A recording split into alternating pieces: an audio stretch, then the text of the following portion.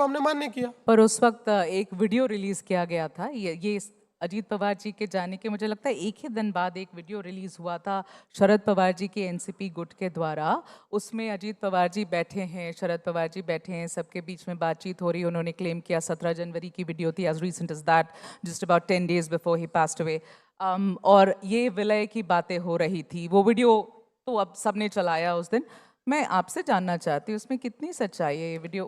कि पहली बात तो यह है कि सभी ने राष्ट्रवादी कांग्रेस के स्पष्ट किया कि वो जो वीडियो था वो एआई इन एग्रीकल्चर का एक प्रदर्शन बारामती में होने वाला था। उस प्रदर्शन की मीटिंग का वीडियो था, कोई विलेय की मीटिंग का वीडियो नहीं था। ये सब ने स्पष्ट किया। बाद में इधर के लोगों ने भी माना कि उसका, लेकिन मैं इतना ही कह सकता हूँ कि वापिस ये रॉन्ग नंबर है। विलेय की बात अगर उन दोनों में हो रही है तो उससे हमारा कोई संबंध नहीं था। हाँ, मैंने ज़रूर कहा कि अगर विलय की बात फाइनल होती तो अजीत दादा को हमको तो पूछना पड़ता ना जी कि हमारे साथ वो, अगर उन्होंने हमको हमारे से ऐसी कोई परमिशन नहीं ली थी कि भाई इस डेट को मुझे विलय करना है तो आप लोगों की हामी है कि नहीं, चूंकि हम आपके साथ हैं, ऐसी मेरे से कोई बात नहीं हुई थी। बाकी उनकी कोई अगर आपस में बात हुई हो या कोई बहुत उनकी सीक्रेट बात हुई हो, मुझे जानकारी नहीं है। ये रोहित पवार जी जो पिछले कुछ दिनों से लगे हुए हैं ये बोलने के लिए कि साजिश थी, उनकी हत्या की गई है, उस बारे में क्या कहेंगे? देखिए, मैंने बहुत स्पष्ट शब्दों में कहा है कि इसकी जांच डीजीसीए कर रहा है, डीजी एयर सेफ्टी कर रहे हैं। हम लोगों ने सीआईडी की जांच शुरू की है। उनके घर वालों ने मांग की तो हमने सीबीआई को कहा है कि आप जांच कीजिए। मैंने ये कहा है कि जिसके जिसके मन में जो जो शंकाएं हैं वो सारी शंकाएं वो डीजीसीए को भेजे और उसके ऊपर उनसे जवाब मांगे। आज श्री रोहित पवार, इन्होंने मेरी भी मुलाकात की, उन्होंने मुझे एक पत्र दिया है जी। उनका जो पत्र है उसमें जो शंकाएं उन्होंने व्यक्त की है उस पत्र को मैं मेरा पत्र जोड़कर डीजीसीए को भेजने वाला हूं और उनको कहने वाला हूं इन सब मुद्दों की भी जांच की जाए। Do you suspect foul play?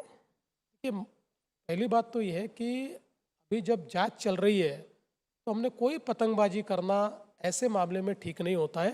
ये बहुत सेंसिटिव मामला है और अल्टीमेटली जो व्यक्ति मृत है उस व्यक्ति की डिग्निटी का भी विचार हमको करना पड़ता है और उसके परिवार के भी जो डिग्निटी है उसका विचार हमको करना पड़ता है। तो मुझे लगता है कि इस पर हम लोग पतंगबाजी करें, हवाई फायर करें, ये मुझे सही नहीं लगता, इसलिए मैं इसके ऊपर कोई कमेंट नहीं करूंगा। ठीक है, let's change the topic. How was Davos? Davos अच्छा था, इट वाज गुड। तो आपके लोगों ने ये कहा कि भाई जिन कंपनियों के साथ फडणवीस जी यहाँ मंत्रालय में समझौता कर सकते थे उनके साथ वो वहाँ स्विट्जरलैंड में जाके समझौता कर रहे थे, टाटा, रिलायंस, जेएसडब्ल्यू। और थोड़ी सच्चाई लग भी रही है कि यहीं पे कर लेते, वहां जाके क्यों किया? आपके चैनल का मेन ऑफिस दिल्ली में है, आपने यहाँ आके क्यों किया कॉन्क्लेव? दिल्ली ये में तो कर कोई लेते। एनालॉजी ही नहीं अरे है, दिल्ली गलत में कर लेते। एग्जांपल, गलत तो पैरेलल मत ड्रॉ आप जवाब भी करिए, ये लीजिए। एकदम गलत अभी पैरेलल ड्रॉ कर रहे हैं आप। जवाब भी ले लीजिए, पूरा जवाब ले लीजिए। देखिए, डावोस एक ऐसी जगह है जहाँ दुनिया भर के लोग, सारे इन्वेस्टर्स आते हैं, दुनिया की अर्थव्यवस्था को चलाने वाले लोग आते हैं। ऐसी जगह है जहाँ प्रेसिडेंट ट्रम्प भी आकर 2 दिन रुकते हैं। इसलिए अर्थ जगत में डावोस में रहना ये बहुत महत्वपूर्ण है। मैं तो ऐसा कहता हूँ कि आपको रेलेवेंट रहना है तो भी डावोस बहुत महत्वपूर्ण है। अब हम लोगों ने, मैंने कल ही मेरी असेंबली में बिल्कुल इसका सिलसिलेवार जवाब दिया है। उतना लंबा जवाब तो मैं आपको दूंगा नहीं, पर मैं ये कह सकता हूँ हमने जो एमओयूज किए हैं 80% एफडीआई जिसमें है उसके हमने एमओयू किए। और आपने चूंकि कुछ नाम लिए और विशेष रूप से एक नाम बहुत ज्यादा चला, वो चला लोढ़ा का। लोढ़ा का हमारे जो मिनिस्टर है उनके बेटे, उनके साथ जो हमारा एक एमओयू हुआ। अब ये क्या एमओयू है उनके साथ जो हुआ है? ये एमओयू है डेटा सेंटर का। इसमें लोढ़ा का रोल क्या है? लोढ़ा की जगह है, इलेक्ट्रिसिटी, पानी, ये सारी चीजें वो कर रहे हैं। और वहां पर इन्वेस्ट कौन कर रहा है? वहाँ माइक्रोसॉफ्ट कर रहा है, एनटीटी वहां पर कर रहा है। सारे जो हाइपर स्केलर्स है 1 लाख करोड़ का निवेश है 1 लाख करोड़ का निवेश करने वाले पांचों हाइपर स्केलर्स जो है ये एफडीआई ला रहे हैं, पूरा एफडीआई ला रहे हैं। अब अगर हमने इसके लिए उनके साथ डावोस में अगर एमओयू किया, इसको मिर्ची लगी तो मैं क्या करूं? ये सारे ऐसे, देखिए मैं आपको एक बात कहता हूं, डावोस में अल्टीमेटली हमारे राज्य को हमको मार्केट करना है। अब यहां पर भी जो लोग हैं इनमें से कोई अगर डावोस में होगा तो उनको पूछिए, महाराष्ट्र देश के राज्यों में किसकी चर्चा थी? महाराष्ट्र की चर्चा थी वहां। You think you won the narrative? हाँ? You think you won the narrative? हाँ? नरेटिव वन करने का विषय नहीं भाई, 30 लाख करोड़ का इन्वेस्टमेंट आया है। और मैं आपको ये बताना चाहता हूं, मैंने कल आंकड़े दिए, हम लोगों ने पिछले साल डावोस में 14 लाख करोड़ का इन्वेस्टमेंट लाया था।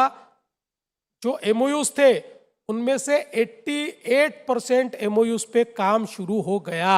हाँ, तो ये बात तो बार बार उठती है ना, कितना Yes. कितने लाख करोड़, इतने लाख करेक्ट, करोड़ के इसलिए मैं नंबर आपको बोलते हैं, बता रहा हूं, समझ में नहीं आता कितने जीरो है उसमें। अभी आप बात को समझिए, बात को समझ लीजिए। देश में एमओयू का इन्वेस्टमेंट में कन्वर्शन का रेशियो 35% है, महाराष्ट्र में ये 60% है, और हमने पिछले 3 सालों में डावोस में जो किया उसका कन्वर्शन का रेट 85% से ऊपर है। ठीक है, ठीक है, ये समय बताएगा। कन्वर्जन जो आप क्लेम कर रहे हैं, आप बस समय नहीं, कितना- आपको अभी आपको एक ही चीज बता देता हूं, चलिए आपको पता है इसलिए बता देता हूं कि जो एक एफडीआई हमारे यहां पर जेएसडब्ल्यू ने 2025 में 2025 जनवरी डावोस में हमारे साथ साइन किया, इलेक्ट्रिक व्हीकल के प्रोडक्शन के लिए छत्रपति संभाजीनगर में 2026 की जून में the first car will be ready, it will be manufactured. Okay, all right, these are assurance. अब कैमरा पे हो रहा है फडणवीस जी, कैमरे पे बात करते हैं हम, पीछे बात ही नहीं करते। सब सही कितने